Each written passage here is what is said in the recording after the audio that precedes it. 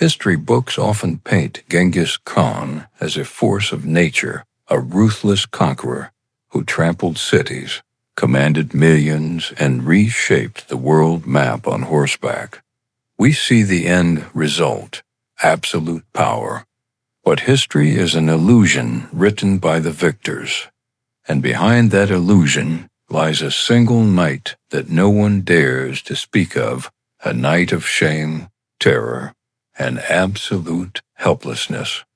What if I told you that the man who would one day rule half the known world was on the most critical night of his life a complete nobody? He had no army. He had no gold. He didn't even have a tent to call his own.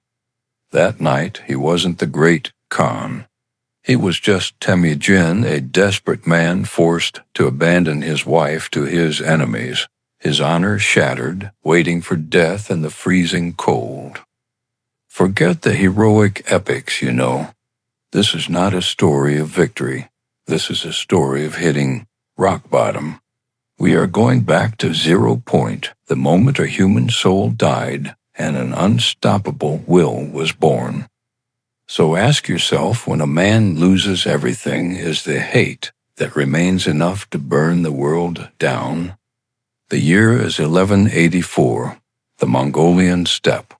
This is a brutal geography where the weak have no right to exist, and mercy is considered a fatal flaw. In these lands, laws aren't written on paper. They are written by the sharp edge of a sword. Temujin was in his early 20s. He was already a survivor. His father, Yesugei, had been poisoned by Tatars when Temujin was just a boy. His tribe had abandoned them, leaving his family to eat rats and roots just to survive. But Temujin was stubborn. After years of misery, he had finally managed to claim his childhood betrothed, Börte. This marriage was more than romance. It was his first step toward reclaiming his lost status. Börte was his hope, his future. As they sat around the campfire, thinking life had finally turned a corner, they were unaware of the storm gathering on the horizon. The steppe was silent, but it was the deceptive calm before a slaughter. Have you ever felt the ground tremble in the middle of the night? First a slight vibration, then a growing, low rumble like thunder, the sound of hooves, hundreds of them. Temujin woke to the scream of his old servant Hosen. The Merkits. The Merkits are coming. This was the moment where seconds felt like years. Temujin rushed out of the tent. Chaos had erupted. Arrows whistled through the air, torches lit up the night. In a fairy tale, the hero draws his sword, stands in front of his wife, and shouts, "You'll have to kill me first." But this is not a fairy tale. This is a brutal survival documentary. Temujin analyzed the situation in a heartbeat. Facing him were hundreds of fully armed Merkit warriors. Behind him, a handful of family members. If he fought, he would die. If he died, his bloodline would end. In Mongol belief, the extinction of one's lineage was a fate worse than death. And so Temujin made the decision that historians still debate today. He jumped on his horse. He didn't look back. He rode straight for the dark paths of the Burkan Haldun Mountain. Behind him remained Börte, his newlywed wife, the person he loved most. As she tried to hide in an ox cart, Merkit warriors dragged her out by her hair. As Temujin climbed the foothills, he could likely hear the screams from below. But he didn't stop. He couldn't. Was this cowardice, or was it cold-blooded strategy? That question would tear Temujin's soul apart that night. Burkan Haldun, the sacred mountain of the Mongols, its peaks touching the clouds. Temujin hid in its dense forests and steep cliffs to evade his pursuers. Days passed.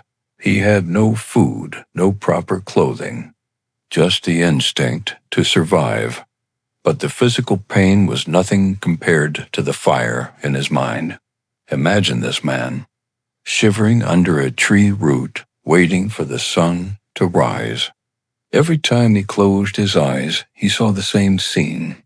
Börte, in the tent of the enemy, in the hands of the Merkit leaders, experiencing the unthinkable.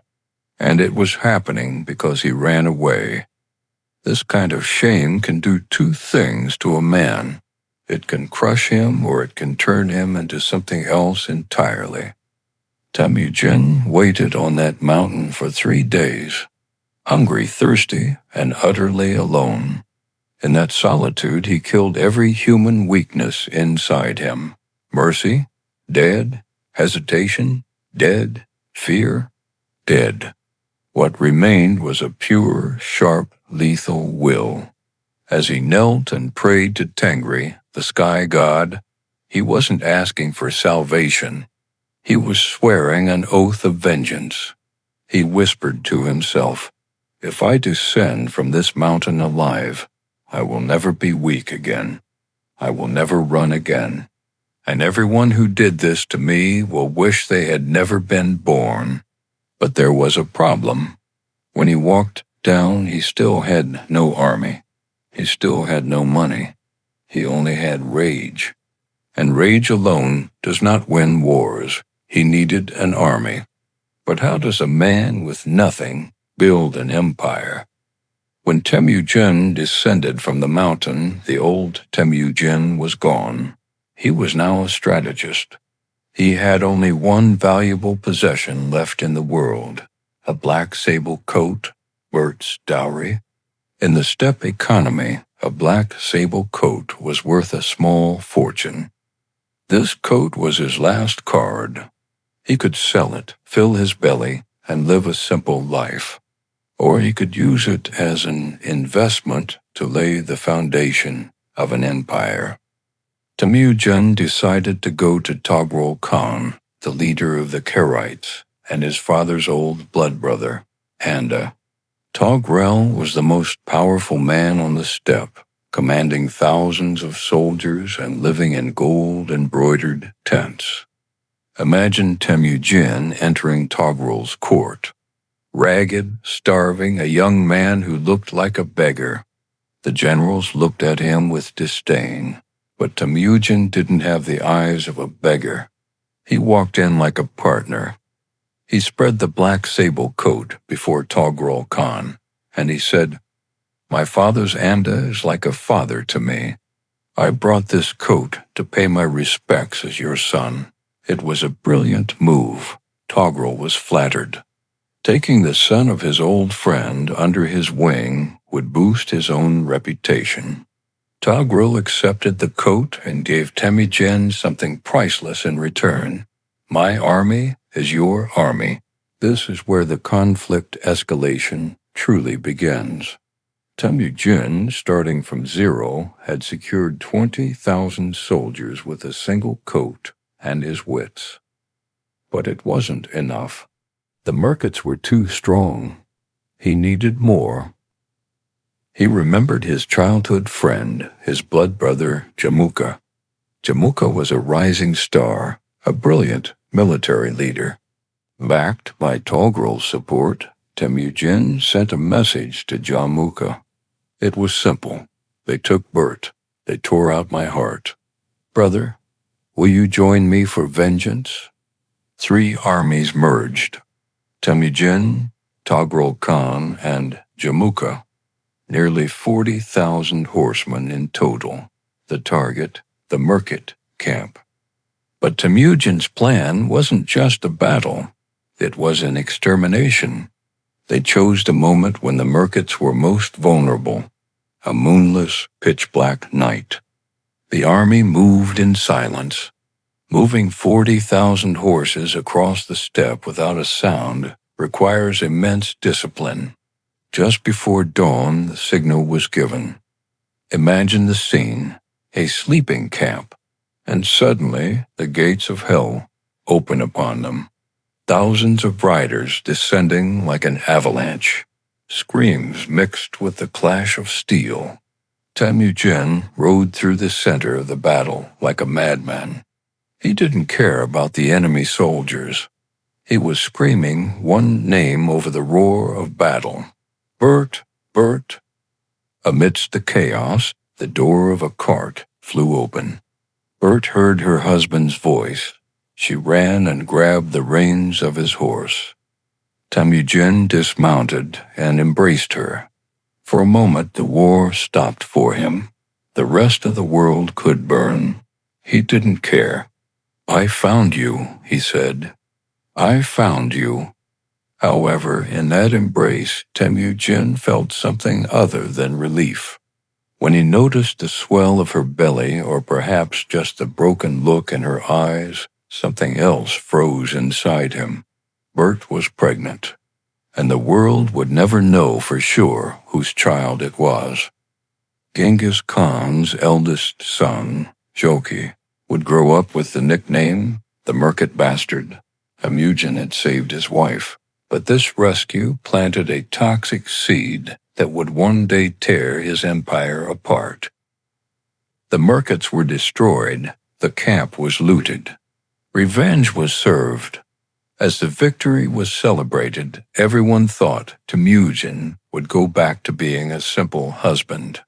But Temujin hadn't forgotten the vow he made on the mountain. While his allies Toghrul and Jamukha divided the spoils, Temujin stared at the horizon. He realized that night that victory won with borrowed armies is temporary. Jamukha, his friend today, could be his enemy tomorrow, and he would be. Toghrul acted like a father today, but he could betray him tomorrow, and he would. Temujin had set out to save a wife, but he returned as a leader who knew how to command armies, forge alliances, and annihilate enemies. The abduction of Börte had killed the simple nomad within him and birthed the conqueror. If the Merkits hadn't raided him that night, perhaps Temujin would have died as a nameless tribal chief, and we would never have heard of the Mongol Empire. In a twist of fate, by trying to destroy Temujin, the Merkits had created their own executioner and the ruler of the world. In a twist of fate, by trying to destroy Temujin, the Merkits had created their own executioner and the ruler of the world. But the story doesn't end here. The real tragedy is just beginning. Temujin had fought side by side with his best friend, Jamukha, but the steppe is not big enough for two sons. Temujin's rising star was about to cast a shadow over Jamukha.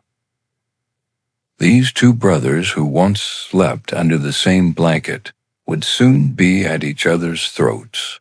And this war wouldn't be for a woman. It would be for the dominion of the world. As Temujin walked the path to becoming Genghis Khan, he would have to sacrifice everything he loved. When the time came to kill Jamukha with his own hands, was the last tear Temujin shed the final remnant of his humanity?